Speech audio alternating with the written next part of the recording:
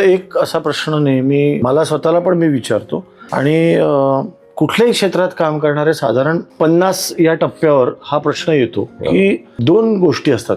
एक, तुमचं ज्ञान, तुमची भाषा, तुमचे विचार हे येणाऱ्या काळाबरोबर रेलेव्हंट आहेत का, संयुक्तिक राहतात का. हा एक, ते नक्कीच तुझ्या राहतात मला माहिती आहे, कारण तू अपडेटेड आहेस, तू देशात परदेशात तरुणांबरोबर चर्चा करतोय. दुसरी गोष्ट, ती उर्मी राहते का. हे दोन मला नेहमी वाटतात, कलाकार म्हणून पण वाटतात की मी देवाला रोज हात जोडतो तेव्हा म्हणतो की देवा मला सुचू दे, आणि मला सुचलेलं दुसऱ्याला सांगण्याची उर्मी राहते. कारण मला जर सुचलं आणि मला असं वाटलं की नाही सांगायचं, तर ही उर्मी जे, ती उर्मीला ऊर्जा कुठून मिळते असं मी म्हणेन. मुळात आता जाऊन एका कॉन्फरन्समध्ये बोलावं, कोणाला तरी काहीतरी सांगावं, असं एक की आता मी 25 वर्ष सांगतोय, मला आता असं वाटतं की ही जी उर्मी आहे ही टिकावी, ही रोजची परत दिवसाला सामोरं जाताना ऊर्जेने जावं. याच्यासाठी तू काही वेगळं करतोस का.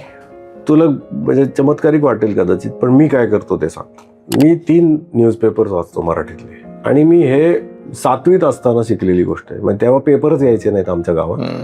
प्रत्येक घरात एक पेपर असायचं त्याच्यानंतर, आणि लायब्ररीत 10-12 पेपर असायचे. मग लायब्ररीत उभं राहून 1-2-3 पेपर वाचायची मला सवय लागली.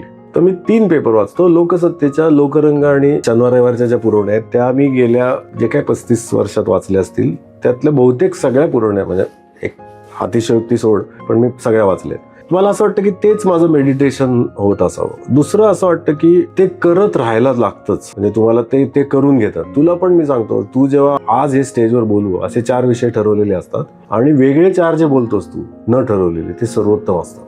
ती तुमच्या हातातली प्रक्रिया नाही. अरे म्हणजे तू ठरवून नाहीच ते करू शकत. म्हणजे आता हृदयनाथ मंगेशकरांना शेवटी आता त्यांनी जेव्हा चाली करायचं बंद केलं तेव्हा नसतील का सुचल्या चाली, सुचल्याच असतील.